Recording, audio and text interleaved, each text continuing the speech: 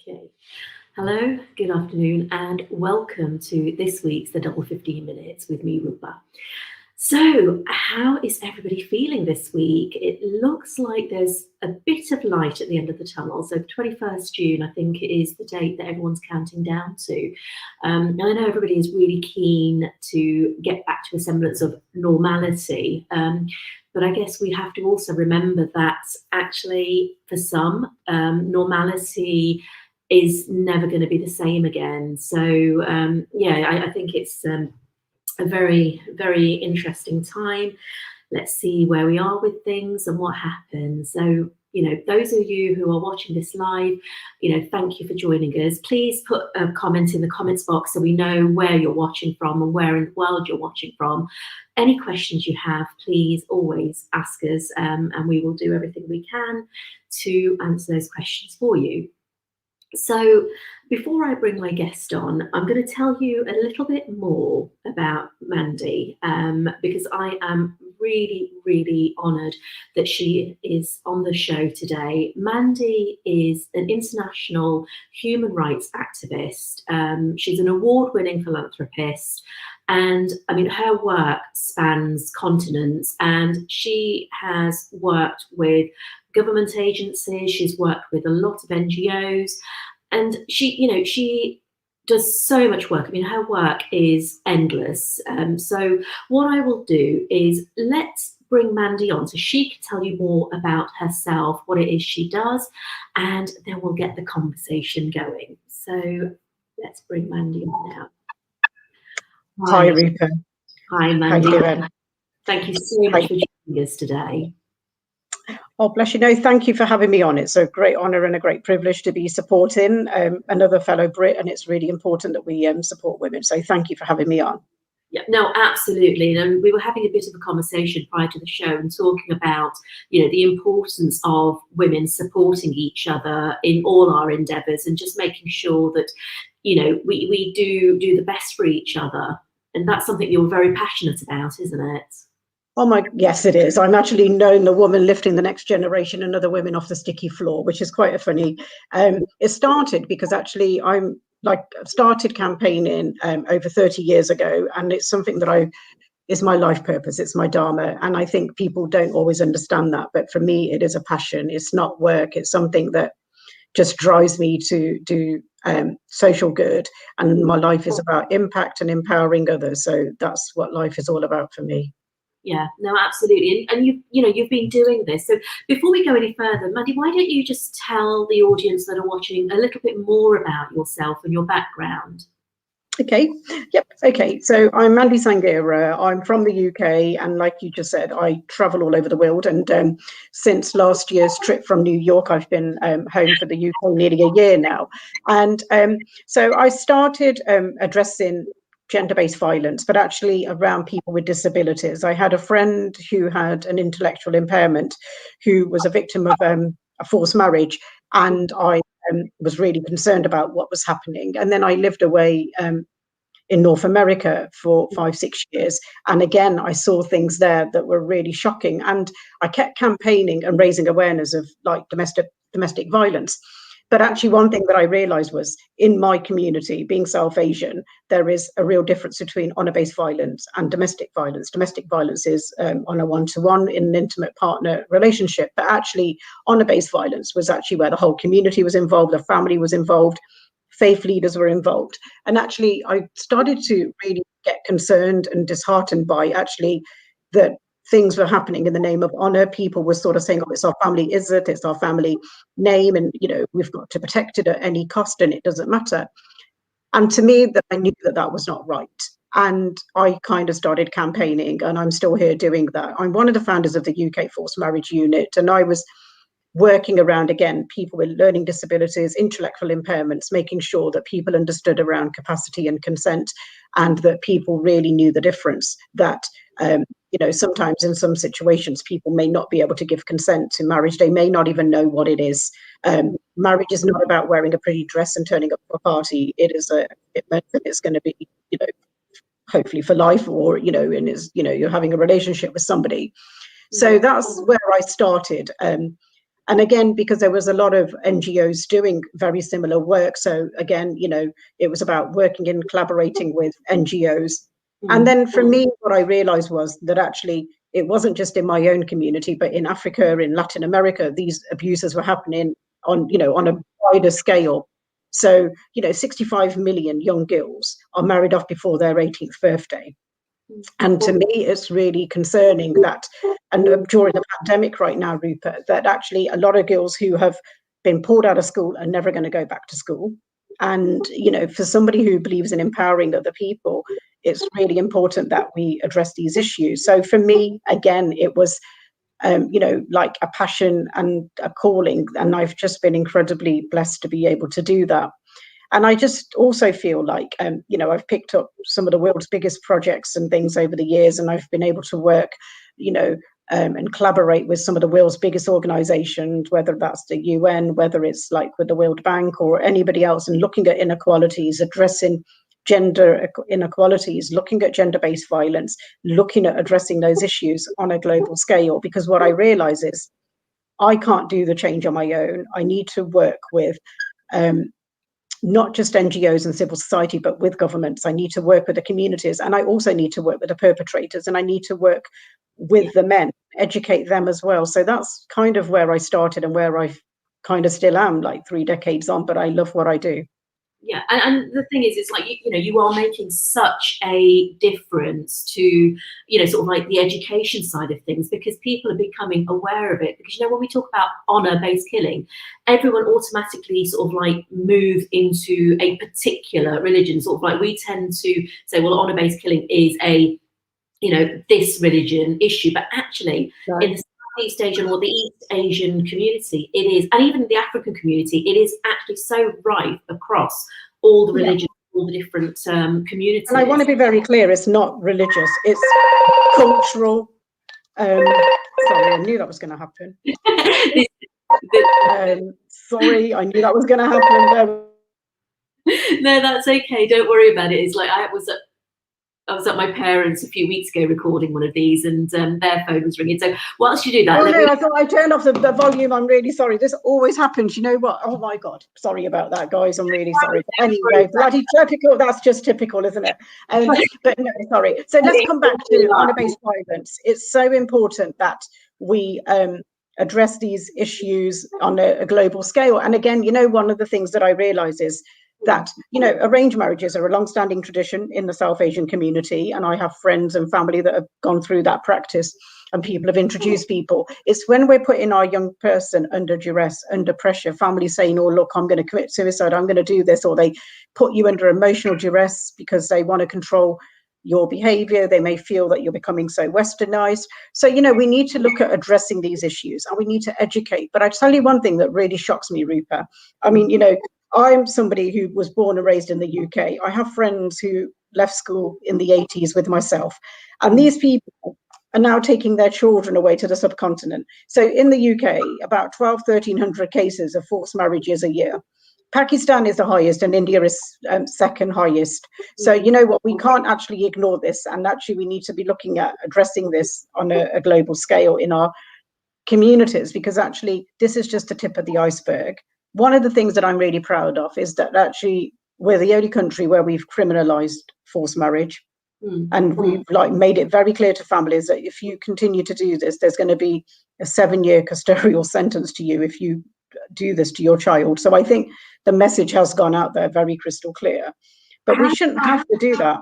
Here's the question though, with having that, now we've got a few comments coming in, so I will sort of read the comments in a minute. Okay. But has, with having sort of like the threat of custodial sentences with forced marriages, has that actually really made a difference in whether those forced marriages are decreasing? I'll tell you what's happening is, I meet a lot of young people who will say to me, I don't really want my parent to be convicted. I love my parent. But actually I want this abuse to happen as well. So actually what kids are using it for now is actually as a bartering tool. Right, okay. They're teaching it their children to say, well, look, actually, Dad, do you realize, Mum, that actually if you continue to do this, you could go to prison. And I think that it's kind of worked. But you know what? There are some families who are hell bent on taking you out of this country, and their honor sort of blind their common sense almost. And that's the nicest way that I can tell you. Honestly, that's the way it is. Yeah, which is shocking. So I'm just going to go through a few comments. We've had a few people joining us. So we've had Rama Joshi, my aunt. She's wonderful. She always joins me every show. Bhavna Patel joining us. Rose Davis. Bhavna said, "Good afternoon, Nidhi and Mandy. Interesting topic." Isaac Kize, thank you, Mandy Singera. You are a very inspirational person. Continue to fight the gender-based violence around the world. Chandra Bhagata has said, there is no honour in any form of honour killing. It's not justifiable at any level. And Saurav Dutt has joined us. Powerful words, as always, Mandy. So, Mandy, because like outside of sort of like the gender-based violence and the domestic violence and the forced marriages, you also are very active with regards to spreading awareness of human trafficking. And I know recently, or over the years, you've been working with the USA government, and you've spoken at the House of Representatives, and you're doing some other work with a few other organisations in the USA. Can you just tell us a little bit more about that aspect of your work? Yeah. Okay, so I mean, people don't realise this, but actually, human trafficking is over £150 billion business, but we know that is a heck of a lot more, because actually that figure has been bandied around for over 10 years or more. So we know that actually it got worse. And actually, as we're coming out of the pandemic, there's going to be a greater need for cheaper labour, goods, and cheaper sex. And sadly, we have seen people being trafficked. So we need to be very clear that there is a very clear difference of like economic people who are migrants who want to come for a better life. There are people who are, but I'm looking at where people are trafficked into the sex industry, women from Eastern Europe and maybe be put into brothels. We've seen children being trafficked across America, and people have not done anything about it. So to me, I'm looking at it from that abuse side. And I've been very lucky and very grateful to been able to speak in the House of Representatives for 3 times in person and online last year, obviously, because of the pandemic. But again, for me, it was around educating, because actually last year was a 20th anniversary for the legislation in America around trafficking of humans. And we need to look at this issue, because actually this is a global business and it's a crime. It's an organized crime. And when I've met people who have been convicted of human trafficking, and they'll say, well, actually it's cheap, it's a better way to do it, because actually with drugs, if I sold them or I did that, they're gone once. But with a human, I could resell them and sell them again. And one of the things is it's about educating frontline staff. It's about educating professionals to see the signs, because actually, one of the things that I will say is that a lot of people never come to our attention until it's too late, or sometimes they only come to the attention of health professionals, and it's really important that people spot the signs. So say if I turned up, Rupa, with somebody and I looked a bit anxious and I wasn't able to speak, but everyone kept speaking on my behalf. Sometimes I might have undisclosed kind of markings on my body. I might have bruises that don't seem to add up with what I'm saying. And again, it's about saying, look, we need to examine you. And it's about taking that person. And the problem is a lot of people that are trafficked, their passports and things are taken, and we need to be looking at this. We have a referral mechanism in the UK that works, and the Salvation Army looks at supporting people. But a lot of people don't go down that route because actually they don't know their rights. Some people don't speak English. And we've seen the other side of it, where I've seen women from Eastern Europe being brought in for sham marriages, which is where I got involved as well. And it was really concerning where, somebody from the subcontinent, say somebody Indian, Pakistani, was been here for some years, but actually wanted an immigration to stay in the UK. So he marries a national from Europe that actually could give him the right to be here. And I think that, again, we had to do work with registrars, we had to work with governments to spot the signs, educate people. And it's been really quite shocking for me, because I've also seen the other side of that, where people have been trafficked for, organs. We've seen people being for witchcraft and juju, something else that I'm very passionate about and I speak about at the Human Rights Council and things, because it's something that really shocks me that, that in the 21st century that we are still having such practices going on. So, and then again, you see people in India and Pakistan and other countries where people think, oh, I'll go to Dubai for a better life, I'm going to make more money. And actually, when you look at some of those countries where people have gone to the MENA region, they're working, but actually not being paid enough, and actually their passports are being controlled. And it's not the governments, it's the middle agents, it's the middlemen who bring these people over with the false pretenses to say that we're going to give you a job. In African countries, women are promised that there'll be a housekeeper, or they're going to be a nanny for children in a country. But actually, we know that that's not true. We've also seen in Lebanon, which has been really shocking, because I've been doing quite a lot of work over there, and during the pandemic, and obviously last year you've seen that they had that big blast. And what happened was all the people that lost their properties and stuff ended up dropping all the African housekeepers and nannies off at the embassies. And these women in the middle of a pandemic were just left on the doorsteps. And, and again, it was about, how do you repatriate these people back without any documents? How do we support these people? So, it is a real big issue. And I think people sometimes only see human trafficking around sex, but it's not, because it's around, forced labor, and it can be around so many other different angles. Yeah, I mean, there has been quite a lot in the news over the years where, they're talking about modern day slavery, which again is a huge part of human trafficking. And there have been situations where very well-to-do families have then been caught enslaving workers from, wherever in the world that, wanting passports, and they're being stuck. I mean, I know that this is something sort of like a few friends in Hong Kong were talking about, because they have that with a lot of the Filipino and Thai girls that will go to Hong Kong as nannies.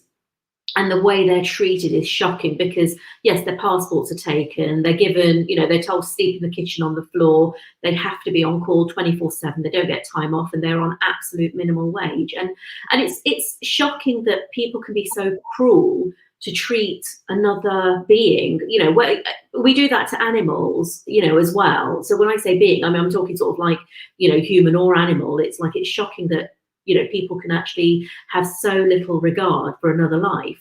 So Brittany joining us, she's saying, hello, Rupa, another really interesting topic. Yeah, Brittany, it is. And it's something. So like you say that, you've done a lot of training with, say, professionals, etc. But what about the layperson? What about, say, someone like me? What can I do to recognise, So, I mean, like, to me, it is about, when we look at certain things, it's about a multidisciplinary approach. So actually community leaders, lay people are, because actually if you see something and you can't unsee it, Rupa, this is something that I always say to people, because you might be living on your street and you might be thinking, hang on, there's a lot of strange women living in that house, there's a lot of coming and going, so I don't know quite what's going on, because actually it is happening on, in every corner of this country right now and around the world.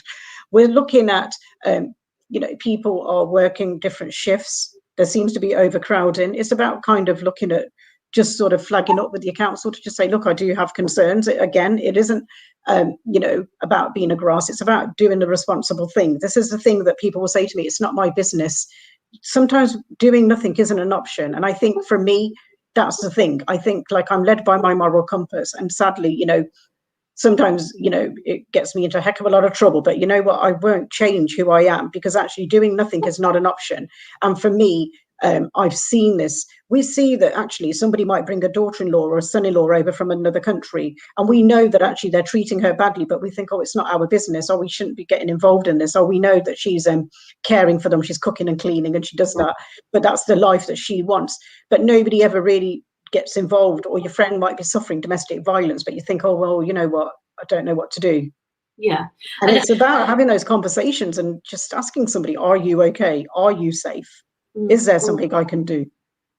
And have you found, I mean, obviously sort of like with the pandemic, that we found that actually maybe sort of like the cases of human trafficking, we know that domestic abuse cases have been increasing in reportage, because you're stuck in the house with your potentially your abuser.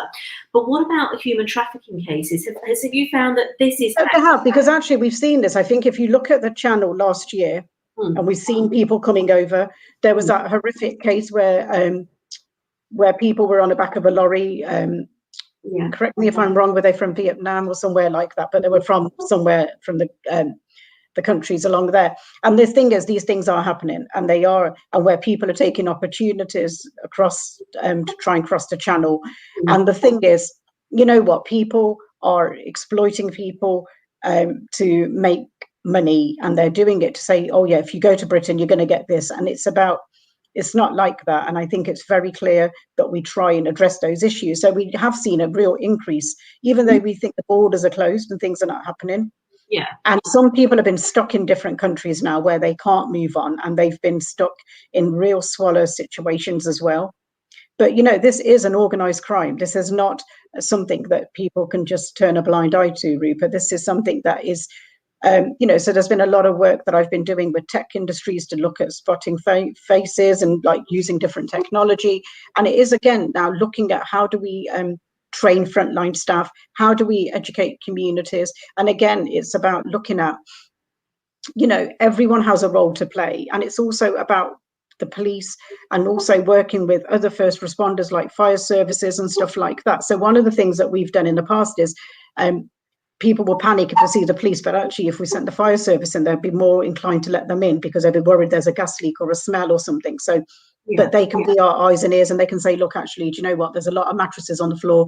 There seems to be a lot of people in the house. So actually there is ways of like doing things and using our common sense and not going in so heavy-handed. Sometimes it is about intelligence. So we could be going to your Indian restaurant, for instance, and not realizing that the people that are working there are, here working in the sort of black economy.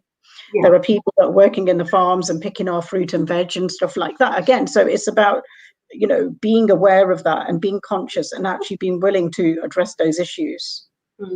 And that's the important thing, isn't it? And I think also, do you think that, obviously, because we've had so much racist and prejudicial rhetoric going on over the last, 4, 5, 6 years with everything that has been going on. And, and it's like, do you think that that also can affect whether people report or whether people are suspicious? Hang on, what am I trying to say? What I'm trying to say is, obviously, with all the racist rhetoric going on, and there is a lot of prejudice against communities, etc. Yeah.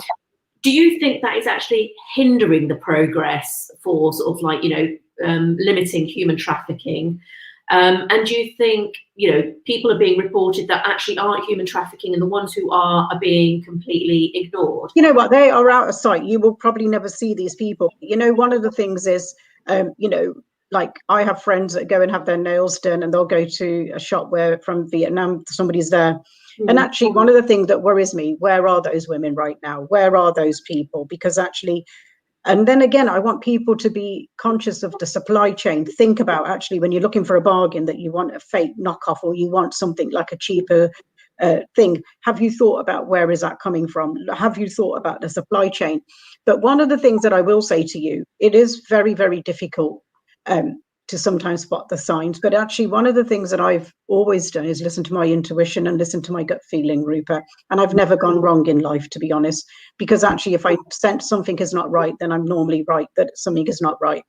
Yeah. And again, it is about sharing intelligence. And you know what? You could just say to somebody, look, to the local council, look, I don't know what's going on, but maybe you want to do a bit of surveillance. I am a bit concerned. I don't know what's going on, but there seems to be a lot of come in and go in. It just seems really strange that there's a lot of young people going on. And again, I've been quite outspoken about abuse, and I really, will say that abuse does not discriminate. It doesn't care what your ethnicity, your religion, your gender is, your age, whether you're able-bodied or disabled. Sorry. And one of the things that really concerns me is that when we look at Rotherham and we look at cases like that, people knew that girls were being groomed, but they didn't want to say anything because they didn't want to upset the community relations, and they were scared of political correctness and stuff like that. And I will be very clear that you need to be clear about protection and not political correctness. And if you see something and you know that that is not right, and you're seeing 14, 15-year-old girls being picked up and driven around, or you're seeing different women from different communities coming and going, or different men coming in and out of a house, and you know that that is not right, and you might know what is going on and think, well, actually, it's not my business. I think that sometimes, when you're a bystander, then you're complicit. And that's how I look at it. And I think it's a bit harsh way to say it to people, but that's how I see things, sadly. And I think because I see people and I'll say to them, you knew that was going on. Yeah, but Mandy, I didn't want to get involved. It wasn't my business. It wasn't my place to get involved. I knew he was beating her up, but you know what? I didn't really want to get involved. Do you think, though, that it's not that they don't want to get involved, it's just that they're scared of the repercussions that they may face? So people are very sort of like living... No, I appreciate that. I mean, listen, nobody knows where I live, sadly. I have to use different mailing addresses to where I live. I have to use, I totally understand the consequences more than probably anyone else. But what I will say to you, it is not about, about the consequences for me. It's about doing the right thing. And actually what I've said to people is, I've gone up and said to people, look, and it's people will say to me, oh yeah, you're doing this, you're telling on people, but it's not about telling on people, because actually if you know that something is going on, you might be the only person that can save somebody.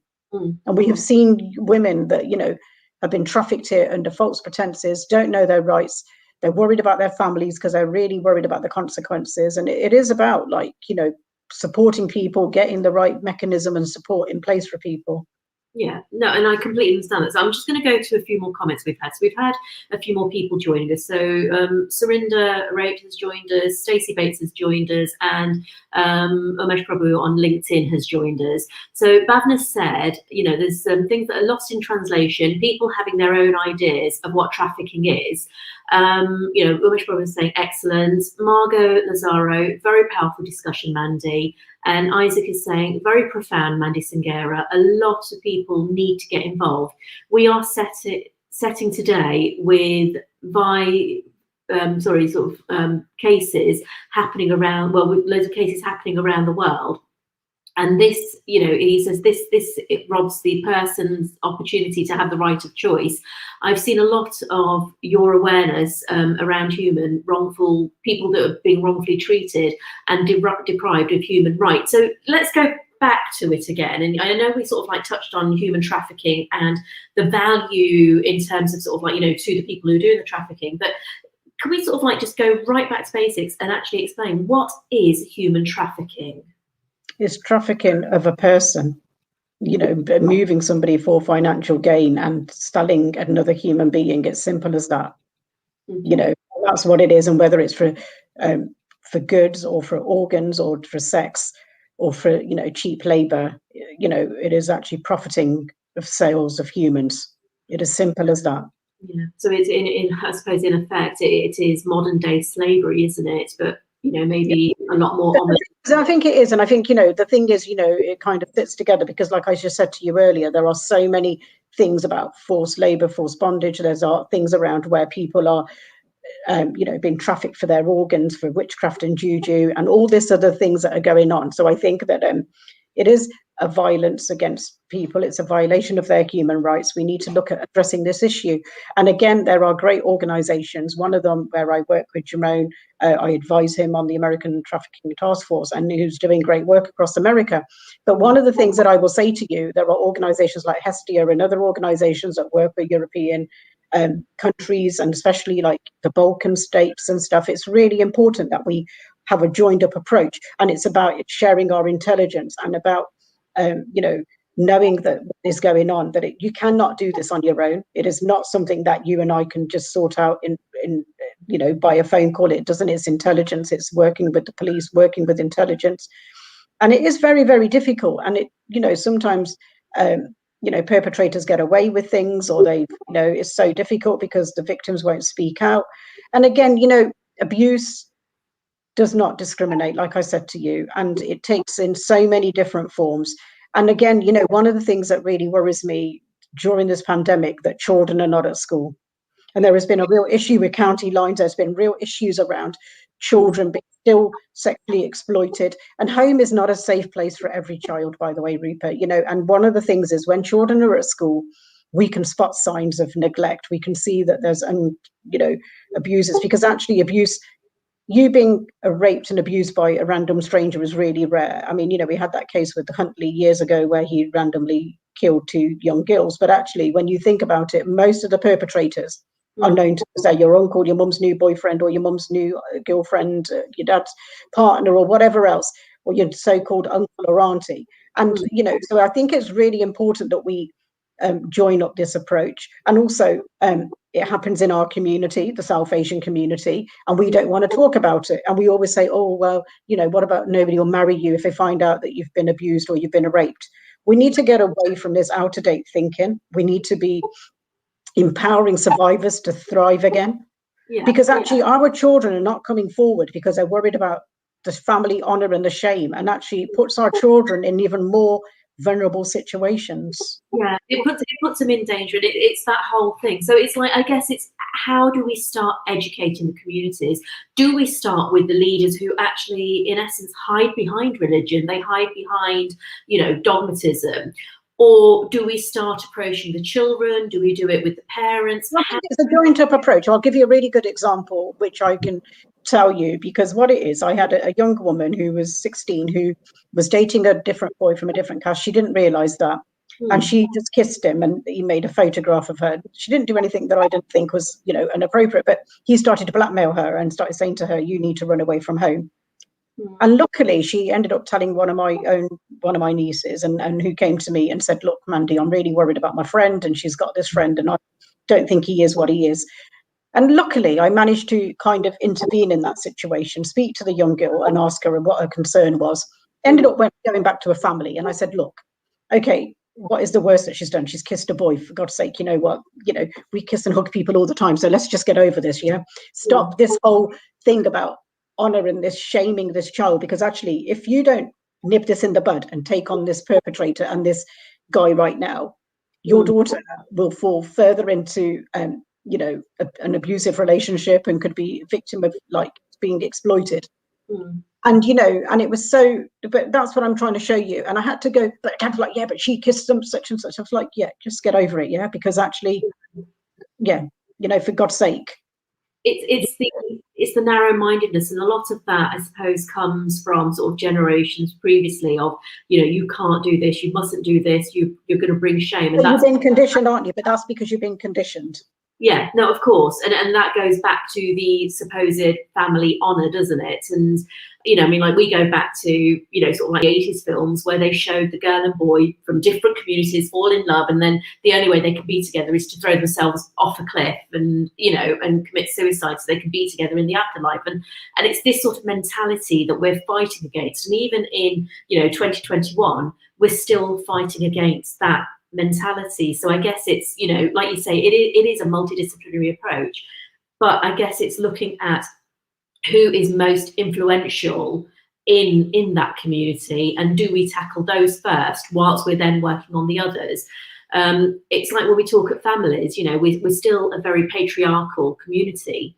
So do we start tackling these issues with the men first? Do we, how do we empower women to speak up against the patriarchal society? So one of the things that I do is actually about making men a part of the solution, because actually, it's about making men feminist. It's really important that we educate young men about respect and stop telling our girls what to wear. It's about saying to a boy, do you think your mom has the right to be treated with respect and live a life free of violence? Does your wife have a right to be paid equal to you? Does your sister have a right to make her own choices and live her life the way she wants to? And if you agree to that, then you're a feminist, and you need to buy into that. And I think it's those kind of mindsets and trying to educate men and show them that they have a role to play in about solving these issues. Because one of the things that I have realized is, by doing this work for 3 decades, I can't do this on my own. I can't do it without the men being a part of the conversation at the table.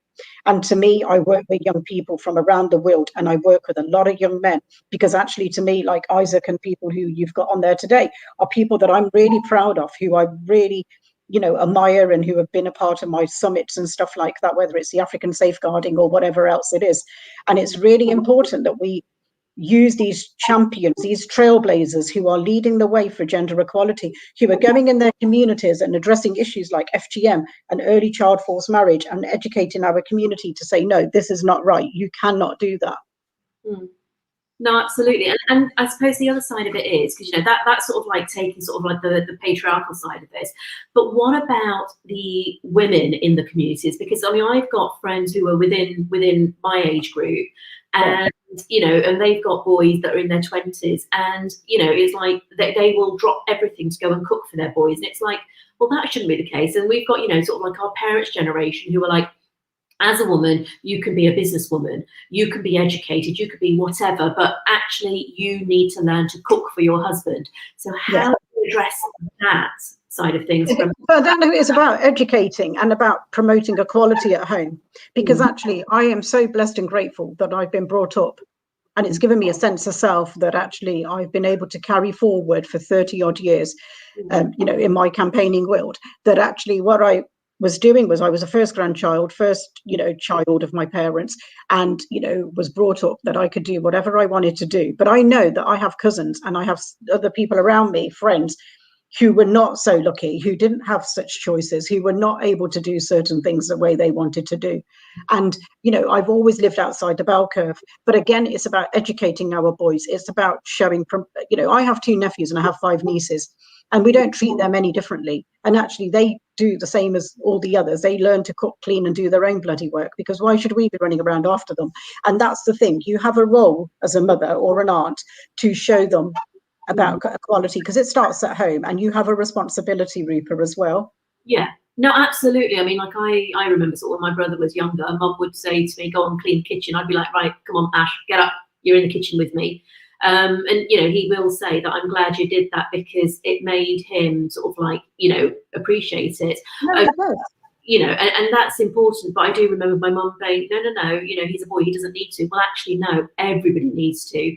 And my nephew has been raised by my sister to be very much, get in the kitchen, clean, cook, do your own laundry, do your own ironing. I mean, my brothers are better cooks, actually, they're really good cooks, actually. I mean, I love cooking as well, but actually, but they're really good cooks. And I think, again, it is about trying to educate and reverse the roles. We have a responsibility. And one of the things that I will say to you, that, we are in the 21st century now, and we have to move with the times. And actually, the world has changed. I mean, when I was at school, we didn't have tech, we didn't have computers, we had a QWERTY keyboard, so I'm showing my age now. But what I will say to you is that actually, as much as that is advanced and made things so much better for us, it also brings a lot of risk and it brings a lot of dangers. And again, it's about spotting those signs, educating people, and trying to teach people to use AI tech for social good. Teaching our children about staying safe online. And I think, again, in our communities, say South Asian and African communities, we don't know how to keep our children safe sometimes. We just think, oh, well, especially during the pandemic as well, Rupa, because it's really difficult what has happened right now. And you're like, oh, go and play on Fortnite, or go and play on this computer now. Just get out of my hair, because I've had enough now, because I need to do my own work, or I need to cook, or I need to do that. Yeah. That parents are not knowing what their children are doing. And that really worries me, because actually children think they're playing with somebody who's 5 or 6 or 13 or 14, but actually are chatting to somebody who's grooming them and doing that, or radicalizing them. And children are indirectly falling into the dark web. And again, we have a responsibility to be looking at trying to keep our children safe. We need to be looking at this. And I have seen so many platforms, I legally can't name them, but we have seen children being exploited and being groomed online, and we need to address that. And I think, again, we have a responsibility as parents to be responsible as well. No, absolutely. And I think, in terms of sort of like the child abuse side of things and the child grooming would be a whole different conversation, which I'm sure we will continue, because, one of the things about having a platform like this is to actually get that information out there and to get it to as many people as we can. And it's that, like you say, it's that one step at a time and educating everybody.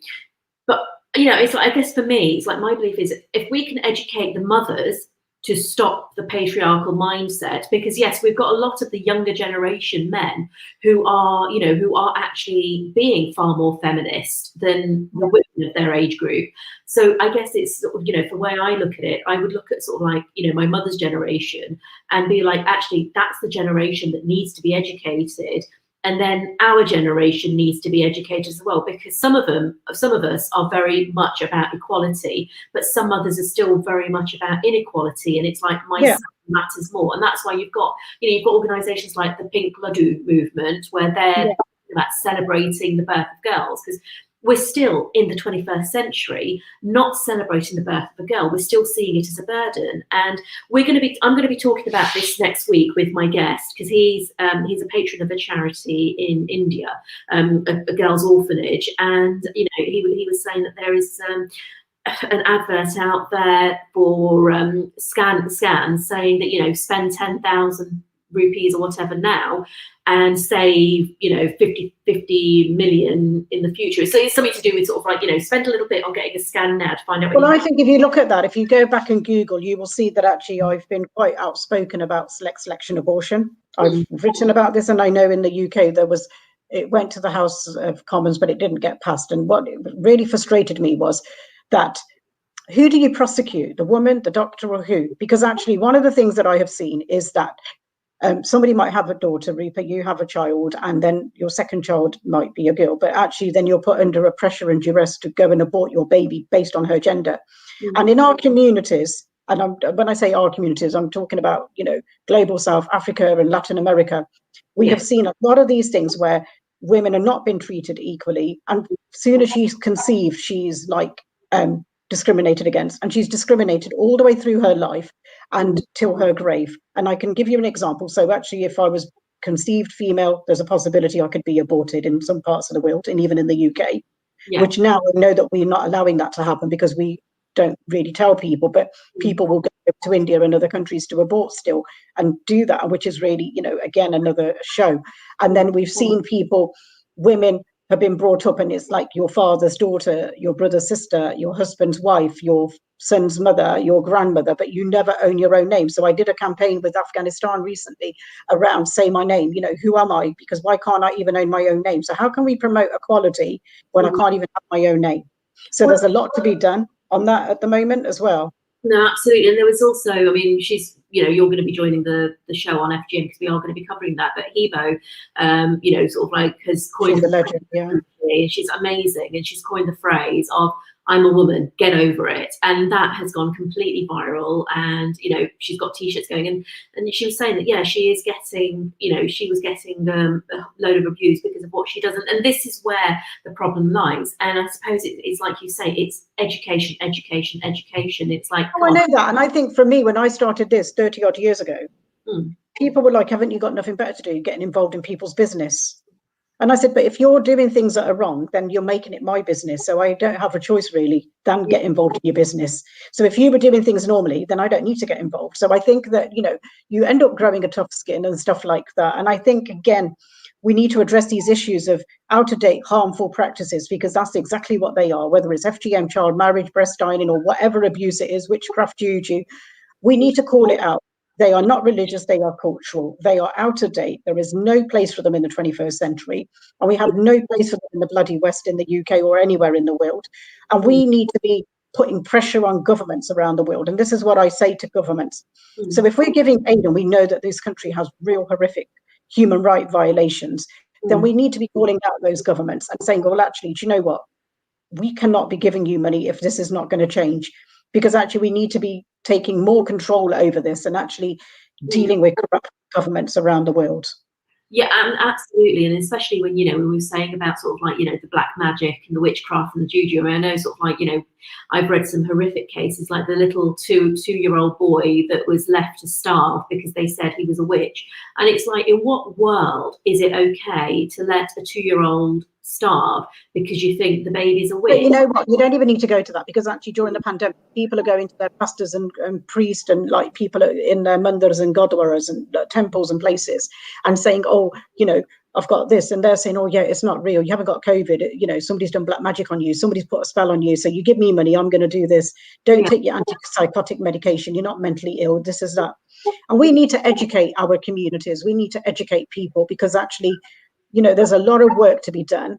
And I think, people like myself, cannot do this alone. And I think as we're kind of coming into the last 15 minutes, I would say to you is it's really important that, we look at the issues, we work in partnership and collaborate, we look at finding solutions. And as you said, what role does the layperson play? What role do people like you have? And again, you are the eyes and ears of our communities. You are the people doing the work on the ground. You can see things, and it's about you sharing that as well. And if you go in a restaurant and you see somebody slap somebody or they do that, and you're going to just turn a blind eye to that, and I mean, I've gone in when I've sat at dinner and I've seen something go on and I've kind of stepped in and somebody's like, oh my God, it's not your business, and doing that. I said, if he can do that in a restaurant, what do you think they're doing behind closed doors? When you can see a mother like slap their child across the legs or be really abusive and be aggressive to the child, what do you think they're going to be doing behind closed doors?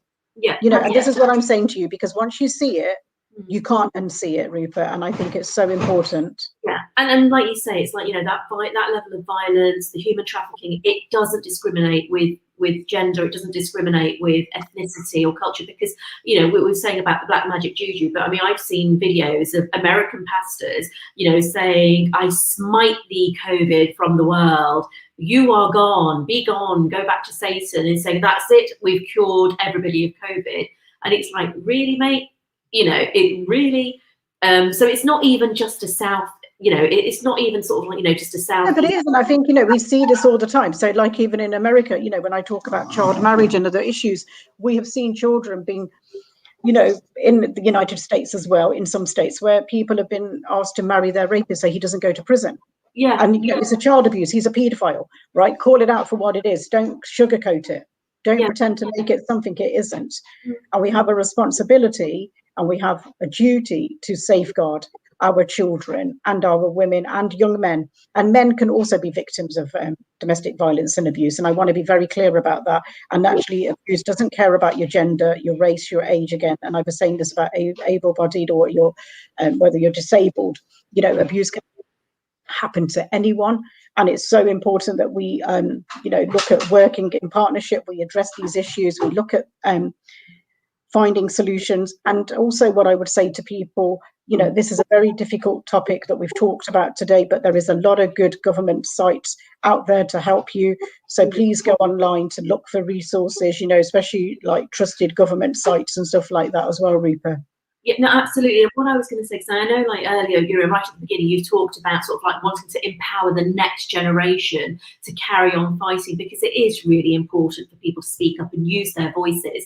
So what can sort of like, you know, how can we encourage the next generation to be more involved in this? What can people do? How can Yeah, I mean, one of the things is, I mean, you know, like I was saying to you, I'm known as a woman lifting the next generation and others off the sticky floor, because it's about addressing the social economic barriers that are affecting people.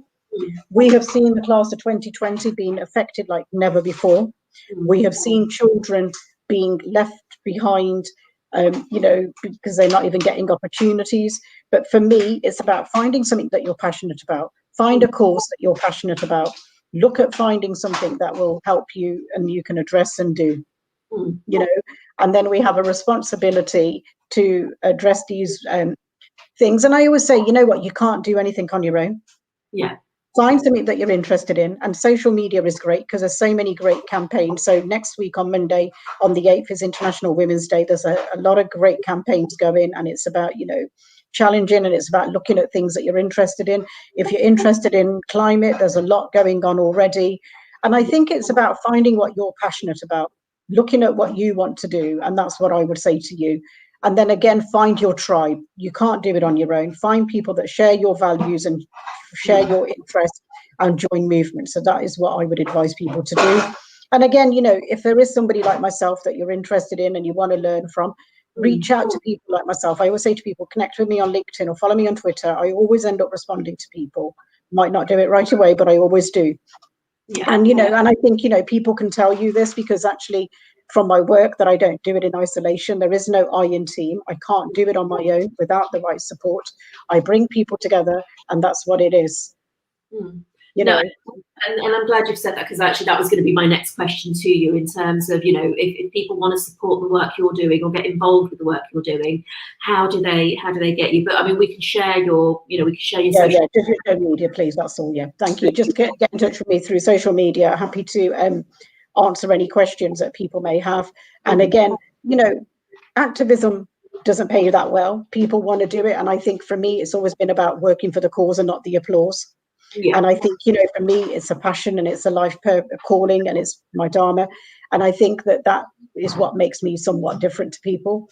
People come to me and think, oh, well, I actually need to go to such and such a place. And I'm thinking, well, that's not the right reason to be involved in this topic, because actually, if you're not in it for the right reason, then why are you doing that? Do you understand? Yeah. Oh, absolutely. I mean, I think it's like with anything, it's like, you know, with any calling where you are actually nurturing or looking after other people's welfare, it has to be for the right reason, because I don't think anybody gets into what you're doing for the glory.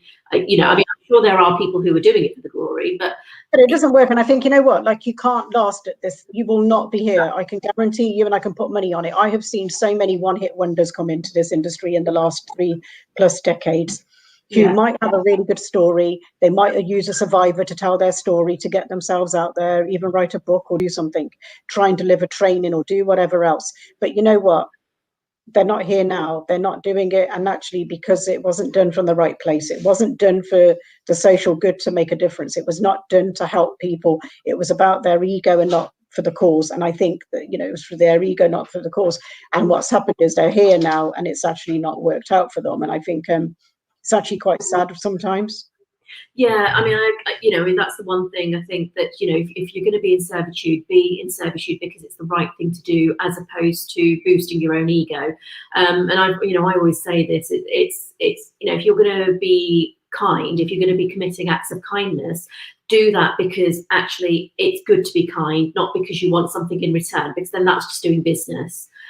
We've had one more comment. So Margot Lazaro has said, breaking the cycle of traditional cultural violence, which is, you know, going back to the conversation we were having. But Mandy, you know what, we are getting close to the hour, and I did say that we would try and stick within the time frame, which, you know, with something like this, I mean, I think this topic is so huge, and we really only touch the tip of the iceberg, because I think there's so much more that we can actually talk about in terms of the education campaigns you're doing, and other bits and bobs. But I know that you are going to be joining us again in April, where we're going to be talking about FGM, so female genital mutilation, which, you know, that's another huge topic, you know, that covers human rights as well, and domestic is, you know, human rights isn't just about human trafficking. It's not just about domestic abuse. It's about anything that harms another, really. And you have a right to live a life, you know, free of violence. You have a right to make your own choices. You have a right to live your life the way that you want to.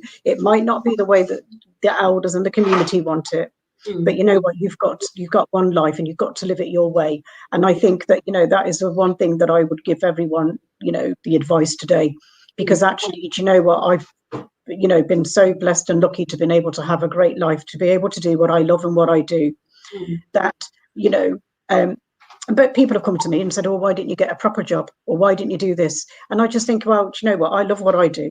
Don't come to me about silly things, because actually I'm here today doing this, and actually look at what I've done. And then it's the same two-faced people that are running around after you and want to be a part of the same thing. So I think, you know what, you just have to do the best you can, and really just find what you're passionate about. And even if you help one person, you know what, that is amazing. Yeah, and that's just it, isn't it? It's like, you know, you may not be able to change the world, but you can change the world for that one being that you help. So Mandy, you know, honestly, I could talk to you for hours. Thank you so much.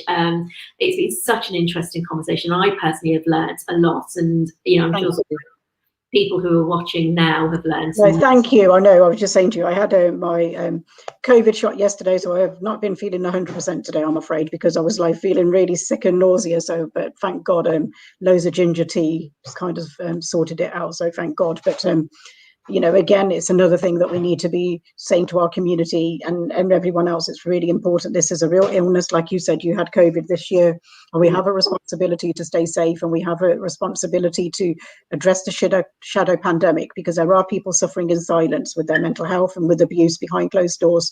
If you see something, you hear something, you got to do something. You cannot turn a blind eye and think, oh, well, it'll just disappear. Yeah, 100%. And thank you for, you know, those words of wisdom, because COVID is real. It's here. And you know, I know, because yes, I was very, very ill with it, and even now I'm still, you know, I've still got the after effects of it. So even now, sometimes, some days, my breathing is really not as good as it should be. So yeah, I'm on the steroids to help me with that. So yeah, if you get the chance for the vaccine, just take it. It's safe. So we've had my Rama Joshi has just said to both of you, I am watching with you. So thank you, Rama, my bua, my fight, my favorite aunt. Yeah, Margot said thank you, Rupa and Mandy. Well, you know, Mandy, thank you again so much, and you're welcome. like to leave in your words of, you know, do what you can for who you can. No, thank you so much. It's been great, and thank you again. And stay safe, everyone, and take care. Thank you. Thank you, Mandy. Thank you. Thank you. Thanks. Bye-bye. Yeah, bye. So that was Mandy Sangera. What an amazingly interesting woman. Do you know what, honestly, it's like the work she does is phenomenal. And honestly, I will say to you that what we've talked about is the minutest tip of the iceberg. She does so much. Honestly, do follow her on LinkedIn, Twitter. She's got a Facebook group as well, and she's on Instagram, and actually you can keep up to date with the work she's doing. So she will be going back to address the House of Representatives in the USA. So she's doing a lot of governmental work, and yeah, these are real issues that we're tackling. You know, saying to her earlier, the show has taken a completely different direction to how it started last year, and I'm glad it has. So yeah, we've got some interesting guests that are going to be coming up between now and June. So yeah, watch out for them. Anyway, I will tell you about next week. So I have got a brilliant guest next week, Rajit Valliwal, who is a philanthropist. He is an entrepreneur. He's a lawyer.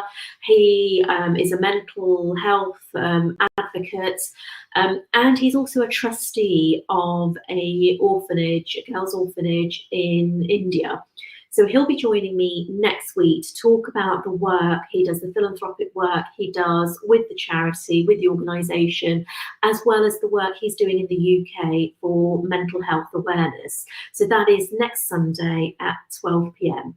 So as always, I would say, you know, if you've watched this live, thank you so much. Thank you for the comments and the questions. And if you're watching this back, please feel free to drop some questions in and we will ask Mandy to answer them for you. And again, you know, please do like the page. Please share this this episode as well, because I think the more people that are made aware of the truth behind human trafficking, the violence, and also grooming, you know, the more, I suppose, the more informed we are, the more we'll be able to do for victims of human trafficking, grooming, and domestic violence.